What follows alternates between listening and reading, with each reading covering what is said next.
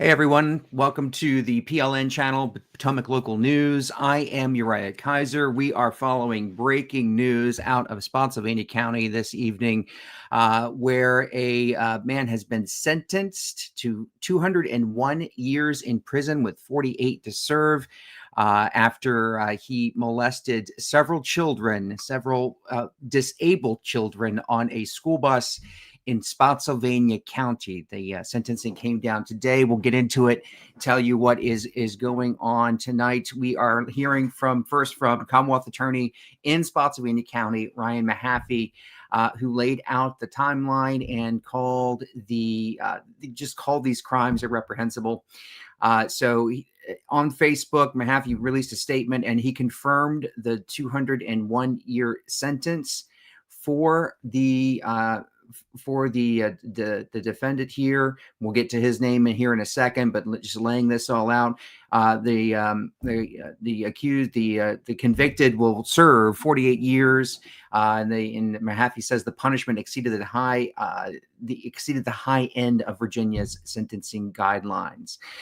So what we're looking at here, the background is the guilty Miguel Angel Velasquez-Velasco, age 23.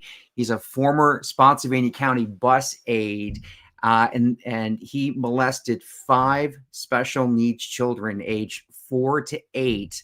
All of these children were nonverbal, meaning they just could not communicate. And so he was a school bus aide at the time.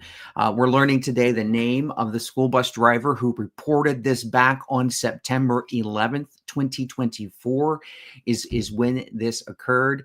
And a check of the legal presence of Miguel and Velasco, age 23. He is not a U.S. citizen. He is here in the U.S. on a green card. So we looked into that as well. Going back to September 19th, 2025, he pled guilty for 13 sexual assault offenses, 9 of them aggravated sexual battery, 2 custodial indecent liberties charges, 1 attempted sodomy, and 1 battery. So he faced a total possible time of 200 years. And so it looks like the sentencing that he got today was 201 years. So that's above the what was reported to be the total, obviously, clearly, with 48 years of those to serve. The background here is the school division has released a statement. We will get to that here in a second. But the school has faced criticism over this case. There was some criticism hurled at the school division for a 2-week gap between the parents, the concern, the first report, and a video review of this case. Residents also said there was a lack of communication from the school division. They also cited oversight failures in transportation and aide supervision and hiring practices, monitoring standards for aides working with these clearly vulnerable children on these school buses. So we have a statement from the school division. We will read that here in a second. Wrapping up with Mehaffey here, he has praised school bus driver Tammy Lake for her actions in reporting what happened, saying her persistence led directly to this case being uncovered. He credited her with insisting that the bus surveillance video be reviewed, a decision he said saved the innocence of countless children. That's a quote. That's a direct quote from Mehaffey. He also described her as a quote unquote hero, and he said Spotsylvania County owes her a debt of gratitude. He also praised law enforcement, detectives, and as well as his staff who worked on this case, and the sheriff Roger Harris in Spotsylvania County. He said the team did an excellent and professional job investigating. In closure, Mehaffey closed by saying his heart and prayers go out to every victim and family affected, asking that God bless and heal them. So I want to bring in now Shamgar Connors, who is a outspoken critic on this. You've been following this case and trying to bring light to this, to the story. And through that process, you have been banned from Spotsylvania County attending their school board meetings. So as this news breaks here tonight, what's your reaction to what you're seeing? I'm just glad, if me getting banned and me doing what I did brought attention to this so that this guy went to prison, everything was worth it. I don't care, because there's innocent children that have had their lives completely ruined for forever. They can never get their innocence back. You know what I mean? That they were robbed an entire life by this sick pervert freak. And, I think what I'm hoping now is I hope maybe people will be held accountable in Spotsylvania. Remember, the FOIA request that was done on this guy showed there was no background check done. Nobody checked this guy. He was in the country less than a year, and he couldn't even speak English. Nobody knows who filled out his application. No one knows who gave him an ID badge. Nobody knows anything about this. And by the way, they refused. The liberals on the board voted down a third-party audit. They said, nope, we don't want to do an investigation. We don't want a third party to come and investigate. They did a self-audit, and then they all said, oh, guess what? Our audit shows we did nothing wrong. Nothing to see here, folks. Well, clearly something failed. Okay. I mean, this guy's in prison for 48 years. I think it should just be for forever, and or maybe worse. But it's just, I'm glad that justice was done. If you remember, last year, they were talking about saying he was going to be too incompetent to stand trial. They were just going to let him off. So I'm hoping that all this pressure made enough pressure on it and showed enough eyes on it to be like, okay, we can't just sweep this under the rug, because a lot of times, unfortunately, stuff like this gets swept under the rug. Yep. We have a statement from the school division. They sent it to us here at Potomac Local, here at the PLN channel. They said that they avoided continuous public commentary during the case to, they say, protect the legal process and to ensure justice was served. They also thanked the sheriff's office. They go on to say in their statement that the initial complaint came in on September 11th, 2024, when a parent emailed the child's teacher that evening. The criminal here, the guilty party, the substitute bus attendant, held and rubbed the student's hand, making the child feel uncomfortable, is what the school division is saying. Spotsylvania County School says the complaint was immediately addressed in accordance with their policy. The discovery of alleged sexual misconduct happened later on September 26th of 2024. The school division says on that evening, school officials were made aware of alleged sexual misconduct by the bus attendant.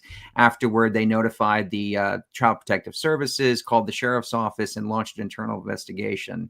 So they are now, through this statement, and we'll post all this at PotomacLocal.com so you can see the entire statement here, but they are sort of now really for the first time opening up and commenting on this now that the guilty verdict has been the sentencing has been made. Yeah, the issue is, though, what I heard, I think it's worse than what he did. Remember what he did first was he molested a girl that was in a wheelchair. I think it was more than just rubbing her hand. He was reaching behind him, and I think he did it multiple times. And policy is when you start doing weird stuff like that to a kid, you're supposed to be either like completely suspended while there's an investigation or fired. There's no just, oh, whoopsies, yeah, oh, please don't go rubbing kids and making them feel weird again and uncomfortable like that. That's not the policy. Okay, yeah. Everyone knows that. Spotsylvania says that Velasquez-Velasco met all criteria, including verified work authorization through U.S. Citizenship and Immigration Services. But this story here has a lot of people in Spotsylvania County wondering how this could happen in the first place, how someone could take advantage of these the defenseless children on a school bus. And why did the bus driver have to plead and beg over multiple days to get them to review the tapes? Why not instantly do it? Yeah, and the hiring practices too. There's been a lot of questions on how not only does this happen, but how does the hiring practices and how these employees are vetted. You Right. have brought this up several times in Yeah. school board meetings, and we'll be fair, you have your own way of bringing this up. You don't just go in True. and bring things up. You normally are dressed in a costume and you making a are scene. you're sort of in character. But nonetheless, you have done more than most to bring to keep this story in the spotlight and the focus on this case here. What has been the reaction when you go before you were banned from going to these meetings, which you can read about on our website, potomaclocal.com, while you were still permitted to go to these public meetings? What was the reaction when you brought up this case? I had a lot of support from people. Like even if I'm making a scene, they were glad that I was bringing attention to it. And, several months ago, I actually dressed up in a 3-piece suit, and I went there seriously. And I told them that they're turning Spotsylvania into a playground for perverts, because did you know they're saying now that he passed all their hiring criteria? Well, why then last year did they change their hiring criteria after he got arrested? Oh, that's because they realized there was a big flaw in their hiring criteria, and they admitted that. Now, the problem is parents should be outraged. They should be surrounding the school board, because the problem is this shows that their children are in danger too. If this can happen over a period of multiple days and no one's held accountable, then that should scare other parents into thinking this is a possibility to happen to their kids. And that's the takeaway from it. That's the big part here, is they got to think about their children and how is this possible? How did this even happen? That's an issue. Yeah. So as we continue to get information in about this story, if you have been, obviously, if you're out here watching, if you've been following this, please leave your comments here in the here on YouTube, and tell us what you think about this story, what you think should be done, how the school division should handle this going forward when it comes to hiring practices. Should a deeper investigation be started into how this happened and how this case was handled? Let us know what you think here in the comments. And going through the rest of the statement here from Spotsylvania County, they're now telling us that new safety measures will be implemented. They say that it has added a regular review of bus camera footage, not only when complaints or accidents occur. Good. They're striving for 2 bus attendants on special education buses. They've changed the seating location of bus attendants during routes. They say they've strengthened staff training and collaboration with CPS, the Sheriff's Office, Child Victims Unit, and the Commonwealth Attorney's Office. They're now saying that all background checks and hiring details now provided to the school board. Previously, that was the HR department, Human Resources, only reviewed that. Now it's going up to the school board. They're also saying that hourly employees must now be approved by the school board, and previously only the full-time hires were approved by the school board. And finally, SCPS saying, they closed today by saying student and staff safety is the greatest priority. Harmful actions are not condoned and immediately acted upon, including termination and law enforcement referral. So that's the story from Spotsylvania County. What do you think will happen next, Shamgar, as this breaking news continues to unfold here over the next few weeks? Obviously, this will come up in. You would think this would come up during citizen comment time at the school board meeting. What do you think we'll be hearing?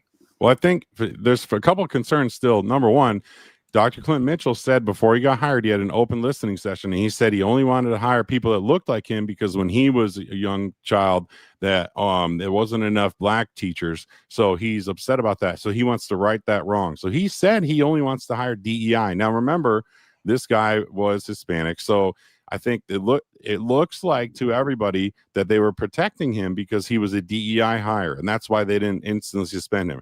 Remember, teachers are supposed to be mandated reporters. As soon as some kid starts saying, hey, I feel uncomfortable, a teacher's touching me inappropriately, there's supposed to be a report made. There wasn't one made. Okay, so that's a problem. So I think there's that issue there. And I think also that I think in the future here, parents need to speak up about this kind of stuff. And I'm glad they're saying that they're changing the policies, and we'll see if they really do. But I still think there's holes in these things that they're not exposing all the way that they really should be doing. But I think one of them is like that background check thing. You still, even if somebody comes from another country, the problem is you can't do a background check on them. You can't find out what they've done if they've been not in our country for a year. There's no background check to be done. You can't do a background check from somebody from another country. And I think that should be a real big concern for parents. Is do you want people from other countries that you can't do background checks on? Who knows what they did? That's a danger. I think there should be like a 10-year. You should be able to do like a 10-year background check on anybody if you're going to be around kids. And it's fair to say that you yourself have been around kids. You were a Virginia teacher for years. You taught in Spotsylvania County and elsewhere. So I think that's an important note for our viewers. I was a teacher for 14 years, and that's why I know how this policy works. That's why I know that what they did was wrong. Okay, so that I don't want anyone to think I'm just like somebody with an angry opinion. No, I know that me being a teacher, if I knew of anybody that was touching a kid or rubbing a kid, they would have instantly been fired or at least put on administrative leave. And I've seen it happen. So I know that that's how it's supposed to work.